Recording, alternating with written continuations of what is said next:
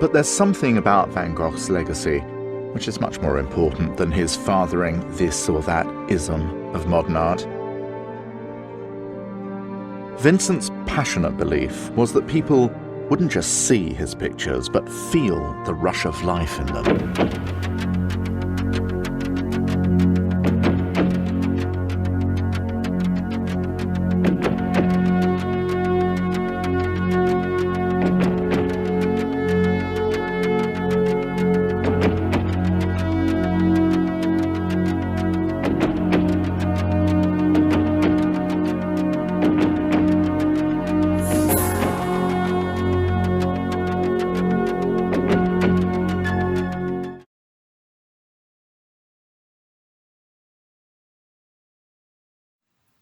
Hello and welcome to True Crime Rocket Science, the most authentic voice in true crime.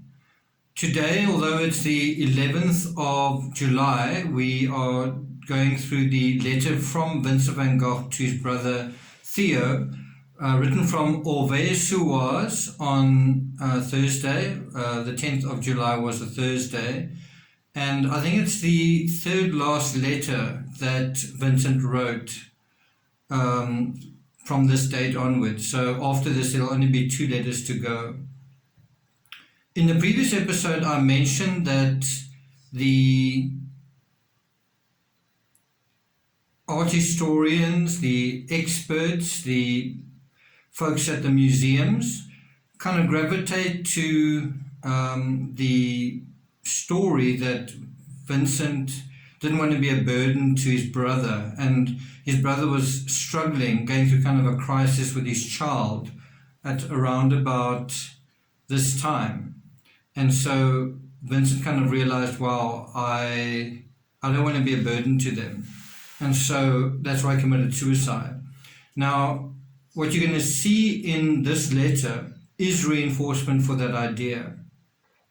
Now, what I could have done to make my case or to address the issue is I could have just started the whole 130 years ago Van Gogh from around about the 1st of July. I haven't done that. I've tried to contextualize it.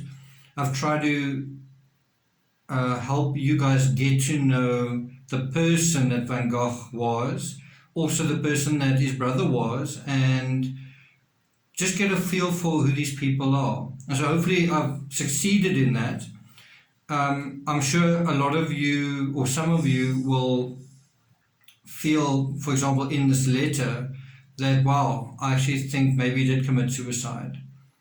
So that is not the True Crime Rocket Science position, but you will start to get a little bit more supporting, let's call it possibilities, for example, in this letter. You're going to get almost like a coin that has 2 sides. You're going to get one side that's going to seem to show, wow, I think he really did that. But on the other side, there's another side. And that's what I'm going to try to show you. Bear in mind, it's the mainstream narrative, it's the museum narrative, it's the official narrative that Van Gogh committed suicide. And that's the narrative that I'm challenging. And it's up to you to decide, is there merit in that challenge? One more thing to tell you before we get started is I got an email from Mr. Pictor. He does want to, I think, have a discussion. So that's something we can look forward to in due course. I think he's assembling some of his research. So that's maybe something to look forward to towards the end of the month, towards the end of this series. Okay, so without further ado, let's get started. And Vincent writes, "Dear brother and sister, Joe's letter was really like a gospel for me, a deliverance from anguish, which I was caused by the rather difficult and laborious hours for us all that I shared with you." So one of the questions we need to sort of ask as we go through this letter is, did Vincent go to see his family? And the strange thing is, it's not absolutely clear, but I think it will become clearer, if I can put it that way. He talks about receiving Joe's letter. I don't know if we've got access to Joe's letter. I haven't seen it. But I think what we can sort of take from the first line is basically where he says, I was delivered from my anguish. In other words, that I was concerned about you guys, not concerned enough to actually travel immediately, but I was concerned, and her letter was like a deliverance. When he got her letter, he felt better, he felt relieved. And of course, what did happen? There was relief in the stress, there was relief in the situation with Jo and baby Vincent and Theo. Okay, so he goes on to say, it's no small thing when all together we feel the daily bread in danger. No small thing when for other causes than that we also feel our existence to be fragile. So again, he's speaking in quite concise terms. When he talks about daily bread, he's talking about one's income.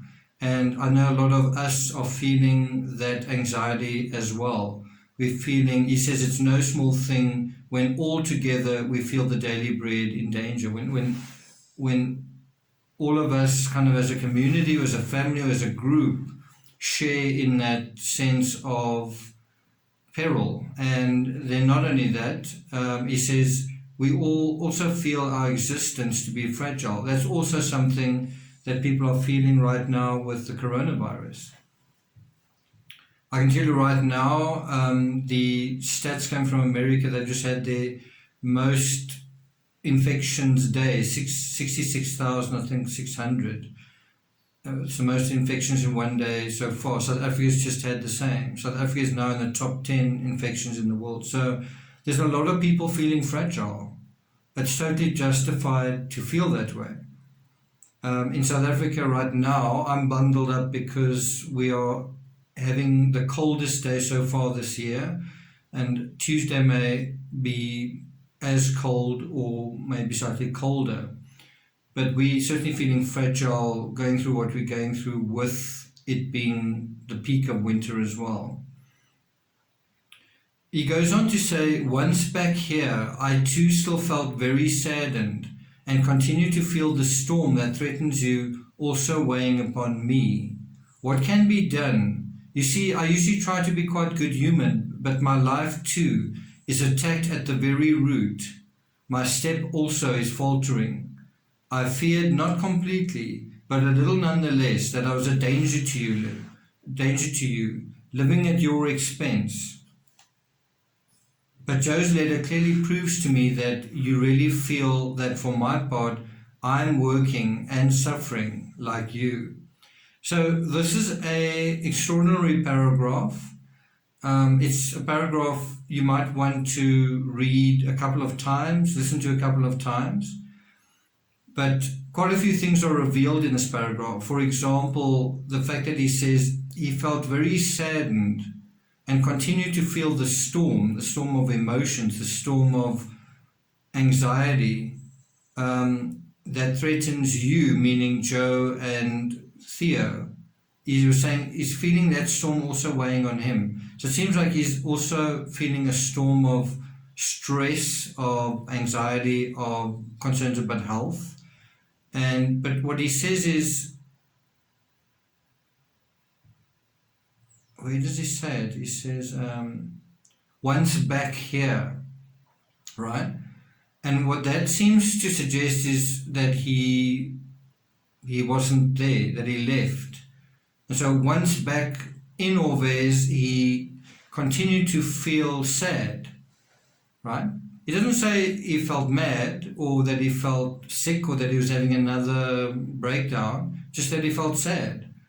And he was sad because of what his family were going through. They were going through difficulty. They were struggling financially. They were struggling with health. And this was causing them, to feel a kind of a sense of trauma. I don't know if I can get through this. I don't know if I can deal with this, right? And so he feels sad. He doesn't say I feel guilty. He doesn't say I feel like I'm going crazy. He doesn't say I feel responsible. Although in the next line he does say something in that line. He says, I usually try to be quite good-humoured. And then he says, my life too is attacked at the very root.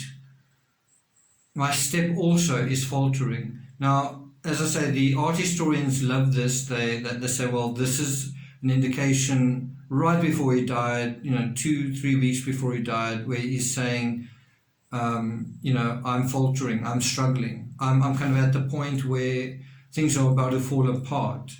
Where he says, my life is attacked at the very root. Now, what do you think he means by that? That's really an interesting question. Maybe Mr. Pictor can talk to us about that as well. I see it in a couple of ways. I see it as, his identity as an artist is that's who he is, and yet he can't sell his art. So I think that is part of it. I think another part of it could be whether it's intuitive or subconscious, or he is aware. I mean, his life was being attacked at the very root by syphilis.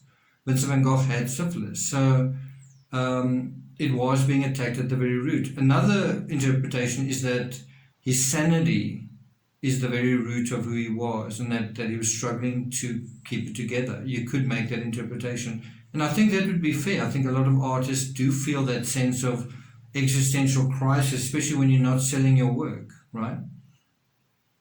But I think a lot of people going through the coronavirus right now would say the same thing. My life's attacked at the very root. I can't earn an income. I can't function. With this thing going on, nothing works. Does that make sense? So it doesn't necessarily mean one thing or the other. And it's true, his step was faltering. But what's also true is his brother's step was faltering too. He says, and this is a really important line, he says, I feared not completely, but a little nonetheless, that I was a danger to you, living at your expense. Right? Now, that again is held by the art historians, it's cheerleaded as the absolute proof that he did feel guilty, that he did feel responsible, that he did feel this urgent need to do something about it, right?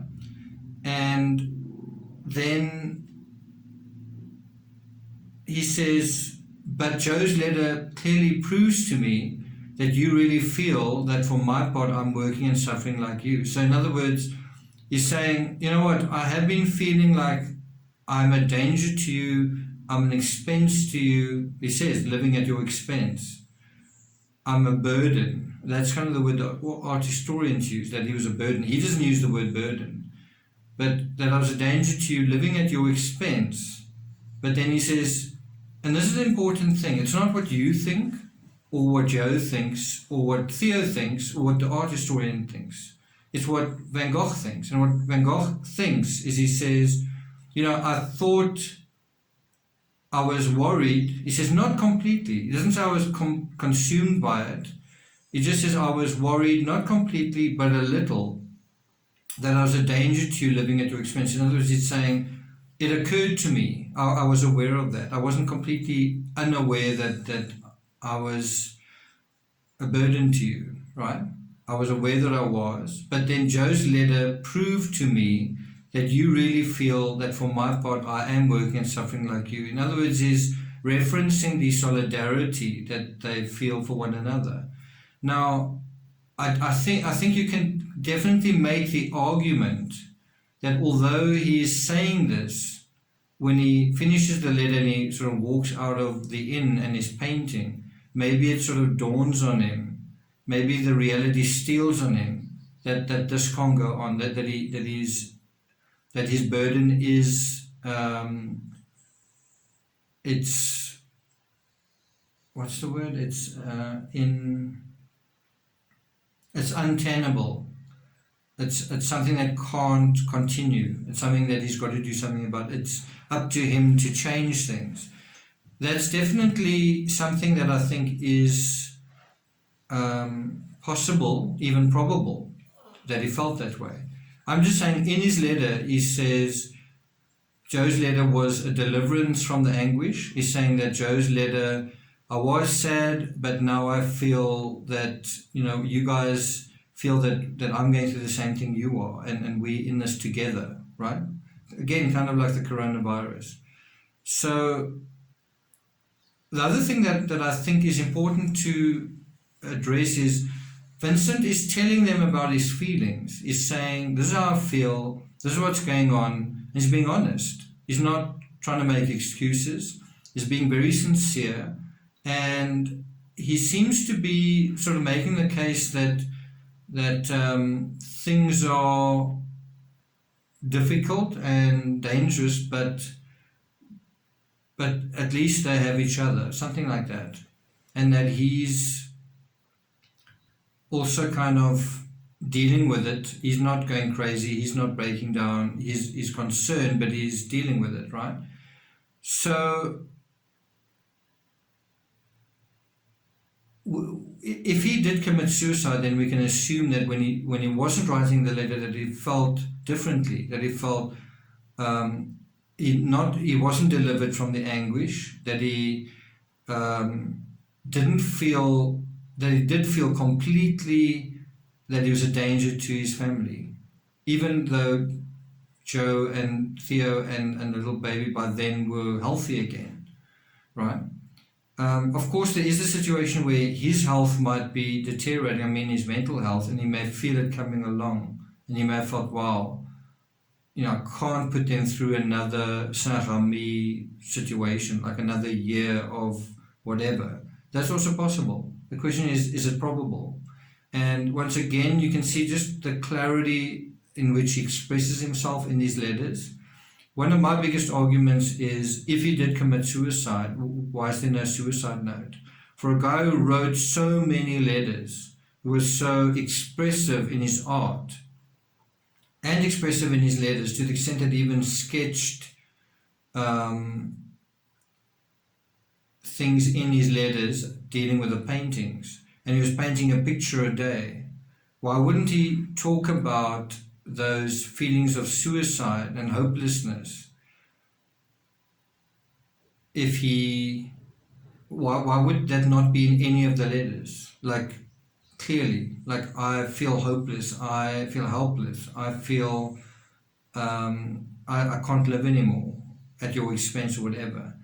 You might say he's just said it here. I don't think that is saying it. That is not, when you say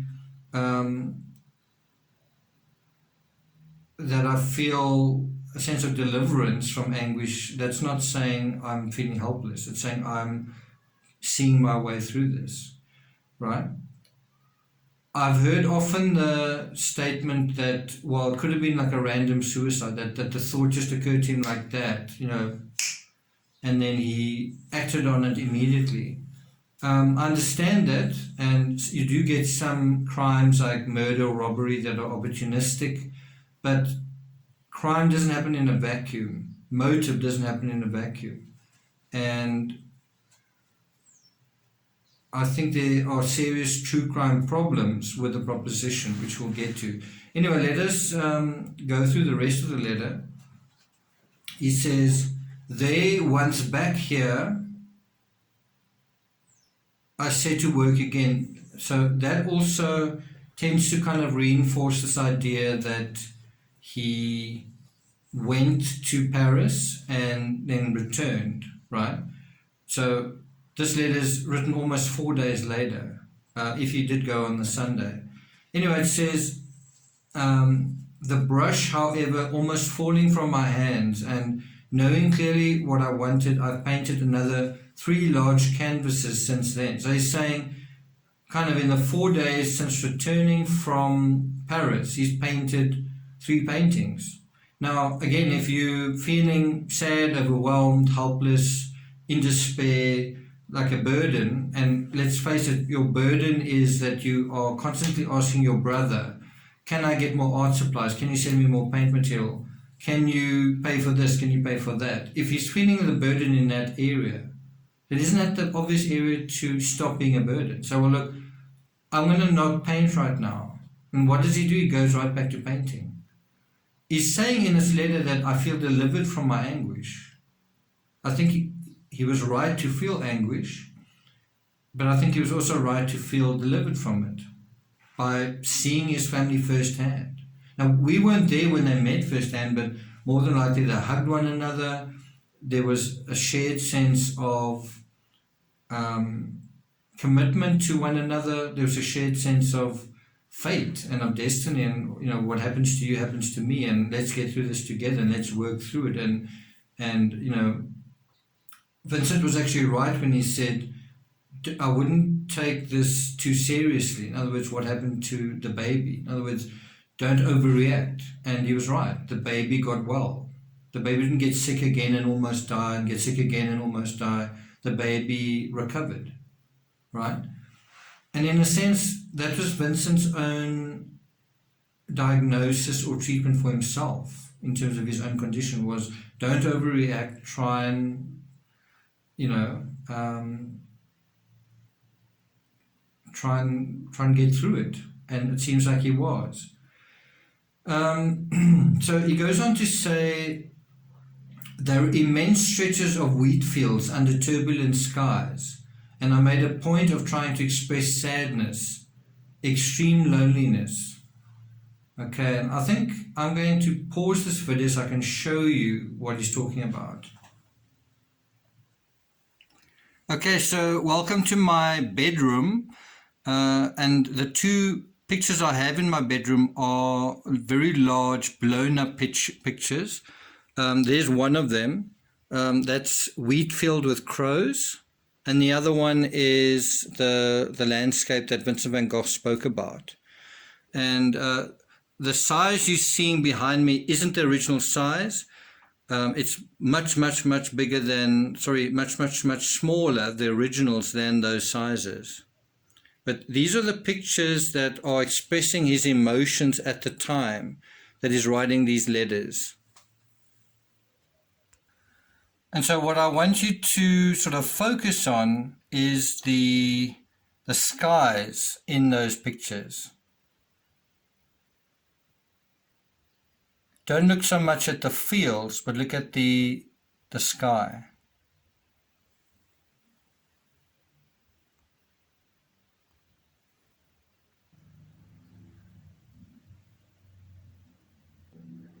Okay, so we're back, and I'm just going to read that paragraph again. He says, once back here, I set to work again, the brush almost falling from my hands. Knowing clearly what I wanted, I've painted another 3 large canvases since then. Now, I don't know what the third canvas is. I don't also know exactly what he means when he says the brush almost falling from my hands. I mean, when I first read that, I thought it meant that he was sort of barely holding on, or holding on by a thread, and the paintbrush is almost sort of teetering out of his hands. Let me just show you Timmy while I still can. Timmy. Okay. Timmy hasn't gone for a walk today, so he's sort of a little bit more, what's the word? Running around and not calm than usual.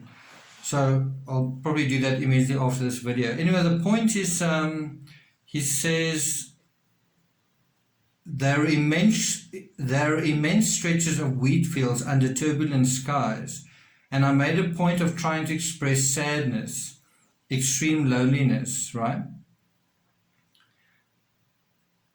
Now, I don't know whether I see the sadness in those pictures. I don't know if I see the loneliness either. That picture where the fields are green, I kind of see that. And when you blow the picture up, and I will show you that maybe in the next video, there's a very thin line of yellow that separates the green of the fields beneath it and the deep blue of the sky behind it. And that contrast to me of this thin yellow line going between these deep, sort of turbulent colorscapes, I would say. is almost like the thread of life, like the golden thread, but also the thread of one's existence. And he's showing kind of how tenuous it is. So I see that in that sense. Also, only when you blow up that one image do you see there is a depiction of a person in that landscape, the green landscape. You don't see it very clearly when the image is quite small, the original image. So he's showing a single figure in that vast expanse. Wheatfield with crows is also an image. Now bear in mind, it's in relation to this letter that he talks about Wheatfield with crows for the first time. Wheatfield with crows is probably Van Gogh's most famous painting. If not the most famous, it's definitely in the top 2 or 3. It's a very well-known painting, and it is very popularly associated with his death and suicide. The crows are like harbingers of doom, of death, of the end of his life. And so the art historians will tell you that that picture is him saying, remember earlier I said, how come there are no artworks showing the state of mind, right, in an obvious way, like lots of black, the color black in the art, lots of things like roots, and it's easy to depict death. You can paint graveyards, you can paint old people, you can paint someone with their head in their hands, you can paint sunset and sunrise scenes and so on. You can have a lot of red and black and dramatic colors. Instead, Van Gogh is showing, and he says it here, he says, I'd almost believe that these canvases will tell you what I can't say in words, what I consider healthy and fortifying about the countryside. Now that's what I see. When I see those pictures, I see bright yellow, bright green, bright blue. I see a healthy landscape, a happy landscape, a happily ever after, but with turbulence, with difficulty, with weather and all that kind of thing. And so there he says it. He doesn't say, I'm trying to only communicate sadness and loneliness. And that is, of course, what the art experts fixate on. They won't refer to the next line where he says healthy and fortifying. Now, what kind of suicidal person talks about seeing things that are healthy and fortifying? I mean, let's look at the word fortifying. So if you look at the dictionary definition of fortifying, it is to secure, to protect, to strengthen. It's not anything that a suicidal person would want to do. To make something stronger, to strengthen mentally or morally, to confirm or corroborate. So anyway, he is communicating sadness and extreme loneliness, and I think he's come so far, he's struggled for so long, and at the end of this is the struggles of his family that he loves so dearly, and he's just seeing the fragility of life, but also the beauty in the landscape around him. Doesn't that speak better about Van Gogh than the suicide narrative? Then he says, now the third canvas, okay, so here he mentions it. He says the third canvas is Dubini's Garden, a painting I'd been thinking about ever since I've been here. I hope with all my heart that the planned journey may provide you with a little distraction. I'm not quite sure what he means about planned journey. I think it's the journey to his mother.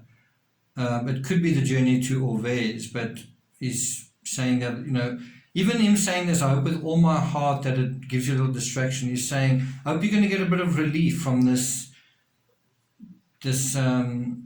difficult time that you're in, and that you want to you want some relief from. You don't want to be constantly worrying about it. And part of that isn't just the health of Vincent, it's also Theo's job, it's his income, right? It's his daily bread. Jobini's garden. See, the problem with when I'm on video, I can't necessarily do the slideshow thing. I've actually spoken to a graphic designer about putting things in the video, but I guess it's something I also need to try and figure out myself. Jobini's garden. And for some reason I can't see it here. Okay, let me continue. Oh, hold on, maybe it's here. I don't know, for some reason it's not opening up, so let me just continue. Then he says, I often think of the little one. I believe that certainly it's better to bring up children than to expend all one's nervous energy in making paintings. So it's quite interesting what he says here. He says, kind of in a global way, talking about his life, he says, maybe it's better raising children than painting. And he's also referred in the past to his pictures as his children. He's almost expressing regret here about that maybe he should have had children after all, that is a more fulfilling thing than making art or something. Then he says, but what can you do? I myself am now, at least I feel I am, too old to retrace my steps or to desire something else. This desire has left me, although the moral pain of it remains. So he's talking about the fact that he's abandoned the idea of family, but the idea of it remains, and he says is feeling the moral pain of it, I guess. It's quite interesting the way he expresses that. Given what we know about how him and Gogh sort of reveled together and how he would enjoy his visits to the brothels and so on, that may be what he's referring to. So this letter certainly is acknowledging feelings of regret, feelings of pain, feelings of loneliness, feelings of sadness. But through it is a thread of hope, where he's saying, I hope you're going to be okay. Look at the health and fortification in the landscape, and so on. He says, also, I very much regret not having seen Gulameen again, but it pleases me that he's seen my canvases. And that is what I mean by the flip side of the coin. You have him saying, I very much regret, but then the other side he says, it pleases me. So that's kind of what the art historians who are trying to make the case of suicide keep doing. They keep focusing on the one side of the coin. And throughout this letter is the flip side of the coin. Do you see that? He goes on to say, if I'd waited for him, I would probably have stayed to talk with him in such a way as to miss my train. So that also suggests that he was in Paris, that had he waited, he would have missed his train back to Orvez or something like that. And now we coming to the end of his letter. He says, wishing you luck and good heart and relative prosperity. Please tell mother and sister sometime that I think of them very often. Besides, this morning I have a letter from them and will reply shortly. Handshakes in thought, ever yours, Vincent. That's another thing, is he's saying, I'm wishing you luck, good heart, keep your spirits up, and relative prosperity. He's not saying in this letter, you know what, I've thought about it and I'm gonna stop painting for a while till your finances are sorted out. He's not saying that. In his postscript, which he says obviously after signing off, he does talk about money. And do you think he says, please don't send any money, I'm so worried about you, I don't want to be a burden, so just, from now I'm not going to paint anymore. I've painted Wheatfield with crows, I've said that I want to commit suicide, the crows are emblematic of that, I'm done. I've painted my last picture, I should have had children, that's the end. Instead, he says, my money won't last me very long this time, as on my return, meaning to Orvez, I had to pay the baggage costs from Arles. So in other words, the cost of sending his possessions from Arles. He says, I retain very good memories of this trip to Paris. Hello? So again, how can he be suicidal if the trip to Paris was one that he enjoyed? He got solidarity and happiness and a sense of hope, a sense of fragility, a sense of sadness, but also a sense of enjoyment out of that trip. He says, a few months ago, I little dared hope to see our friends again. I thought that Dutch lady had a great deal of talent. Lautrec's painting, Portrait of a Female Musician, is quite astonishing. It moved me when I saw it. So, and that is basically the end of the letter. He's basically just saying he had good memories going to Paris, and he says a few months ago when he was in Saint-Remy, he didn't really have that much hope that he would see his friends again, but now he did. And that is partially why I enjoyed the trip to Paris. He reconnected with friends. He's becoming part of the traffic, the life stream, the train is kind of getting his life back on track based on him being in Saint-Remy. He's coming back online, so to speak. Okay, I must really wrap up now. Two other points just to mention. In the body, what do you call it? In the sort of reference text, so those sort of lines of text at the bottom, can't quite think of the name for that. Not the bulleted text.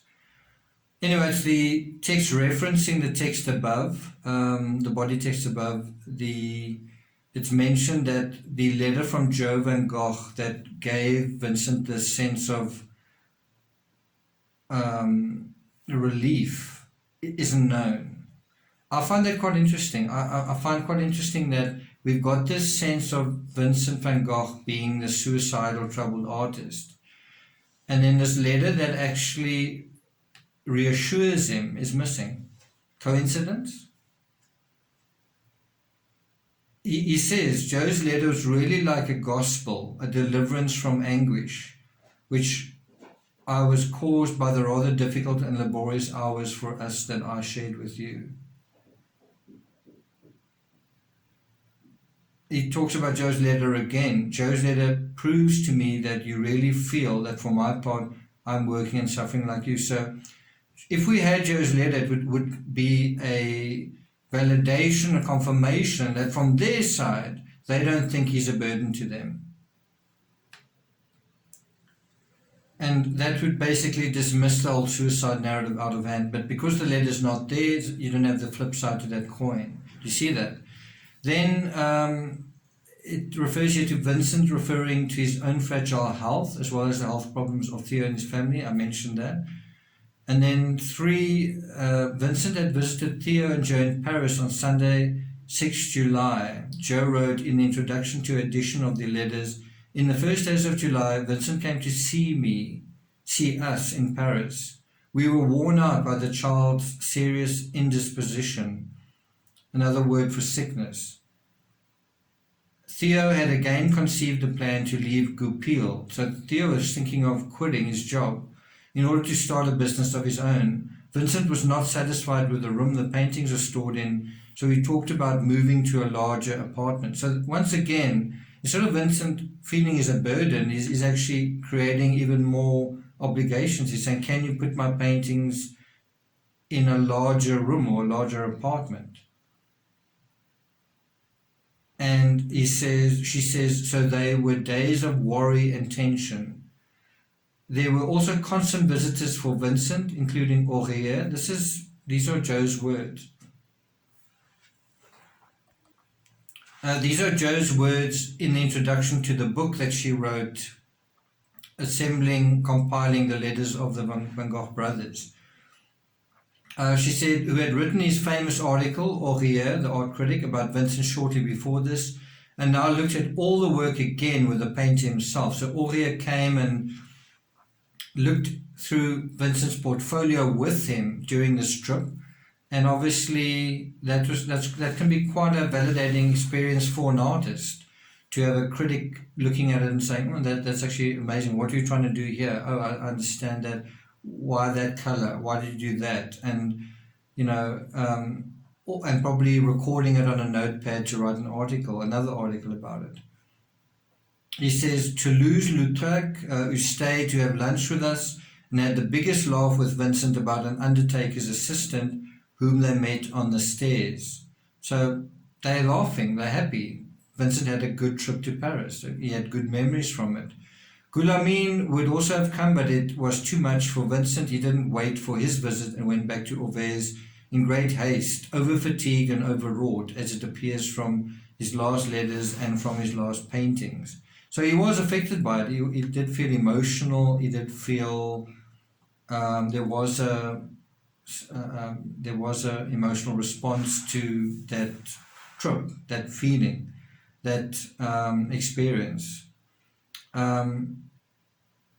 Interestingly, Jo herself says, one feels imminent disaster coming closer like the blackbirds that race across the field of the storm. And we'll talk about that next time. Thank you for listening, and I'll see you guys next time.